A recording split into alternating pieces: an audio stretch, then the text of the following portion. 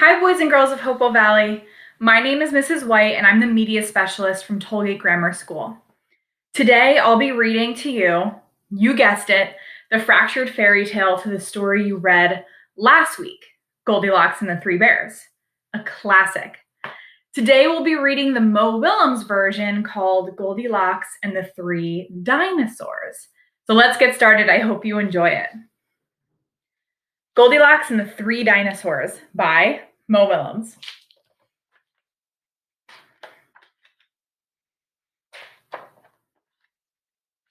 Once upon a time, there were three dinosaurs: Papa Dinosaur, Mama Dinosaur, and some other dinosaur who happened to be visiting from Norway.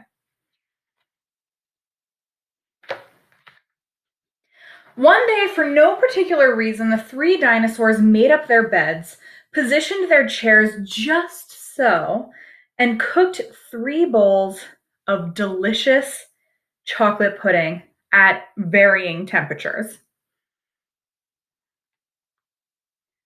That pudding looks delicious. "Oh boy," said Papa Dinosaur in his loud, booming voice. "It's finally time to leave and go to someplace." "Yes," continued Mama Dinosaur, "I sure hope no innocent little succulent child happens by our unlocked home while we are, someplace else."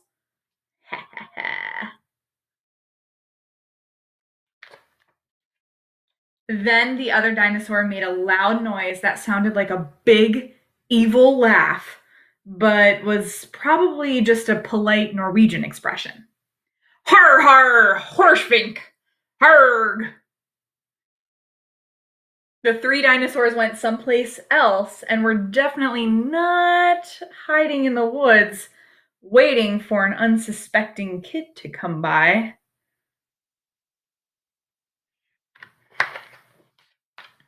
Sure enough, 5 minutes later, a poorly supervised girl named Goldilocks came traipsing along. Just then the forest boomed with what could have been a dinosaur yelling, "Gotcha!" But I'm pretty sure it was just the wind. The loud noise was immediately followed by another loud noise that sounded kind of like, "Be patient, Papa Dinosaur. The trap is not yet sprung." But that just could have been a rock falling or a squirrel. This sign says 0.2 miles to, says trap crossed out. Very nice house.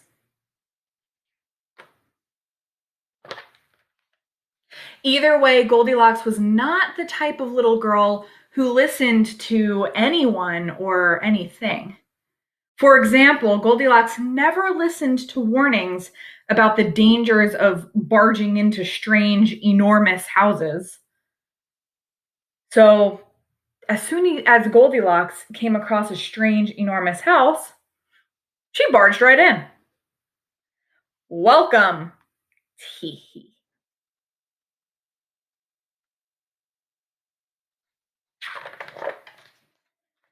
Inside, Goldilocks immediately smelled the 3 bowls of delicious chocolate pudding.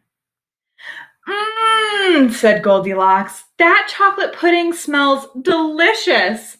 If only I could get all the way up to the top of that counter." Then Goldilocks noticed a very tall ladder that just happened to be there and certainly wasn't left on purpose.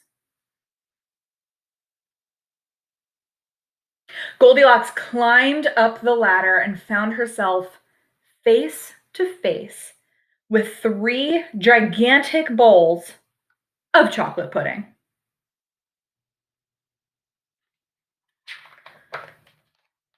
The first bowl of chocolate pudding was too hot, but Goldilocks ate it all anyway because, hey, it's chocolate pudding, right?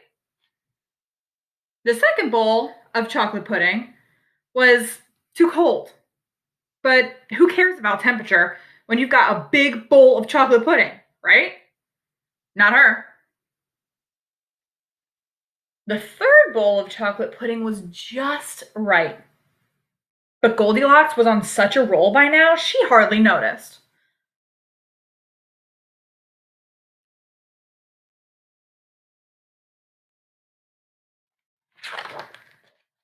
Soon Goldilocks was stuffed like one of those delicious chocolate-filled little girl bonbons, which, by the way, are totally not one of the favorite things in the whole world for hungry dinosaurs.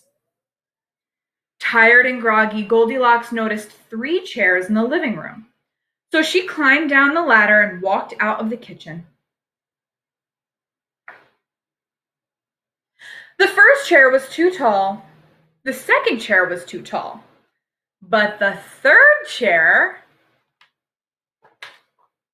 was too tall. Goldilocks wasn't going to climb that high just to sit in some chair. So she hiked over to the bedroom. When she got there, Goldilocks noticed that the beds were also gigantically big. "What's going on around here?" groaned the exhausted girl. "The bears that live here must be nuts."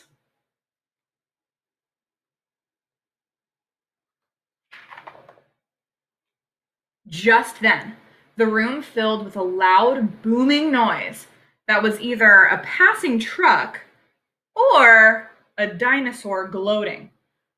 "A few more minutes and she'll be asleep. Delicious, chocolate-filled little girl bonbons are yummier when they're rested." Even a little girl who never listens to anyone or anything had to hear that.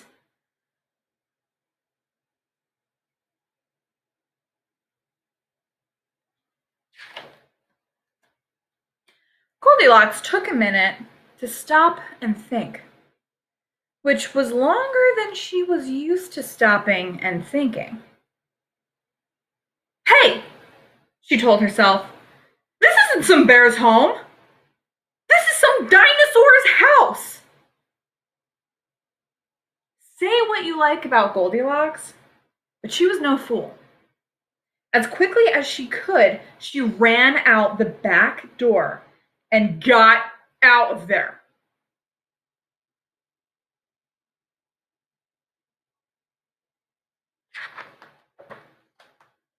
Just then, a loud plane flew by, which sounded pretty much like a trio of dinosaurs yelling, "No!" or "Charge!" or the Norwegian expression for "Chewy bonbon time!" Suddenly, and completely coincidentally, the 3 dinosaurs rushed through the front door. But they were too late.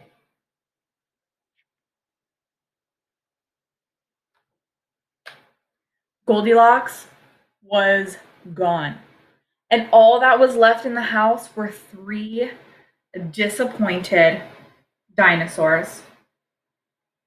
The end.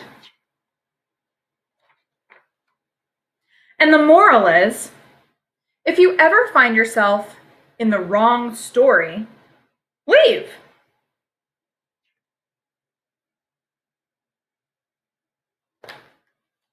And the moral for the dinosaurs is, lock the back door. Well, boys and girls, I hope that you enjoyed Goldilocks and the 3 Dinosaurs as much as I did. Mo Willems is always hilarious. So I know that Miss Elliott, last time she read the 3 Billy Goats Gruff, was talking about the end pages. So I wonder what silliness Mo Willems did for his end pages. Let's take a look. Ah, I see. So it almost looks like Goldilocks, it looks like Mo Willems was brainstorming some different ideas for his version of Goldilocks and the 3 Dinosaurs, of his version of Goldilocks and the 3 Bears. So it says here, Goldilocks and the 3 Dudes.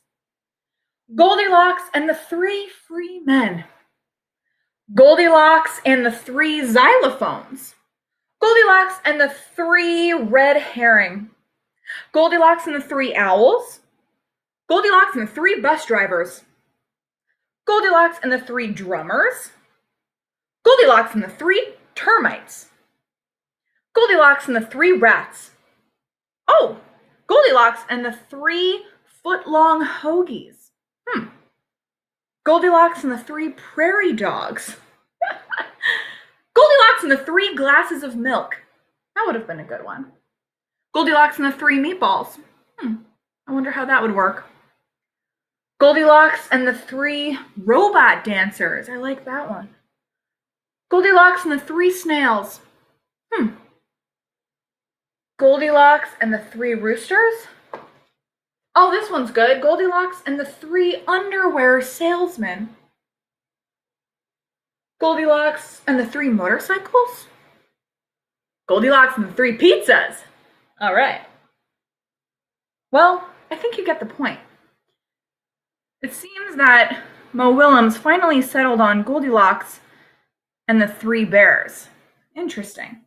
So for your activity this week, boys and girls, you are going to be coming up with your own version of Goldilocks and the 3 bears, and you will be telling us 2 things that would happen in your story. Good luck, have fun. It was so nice reading to you.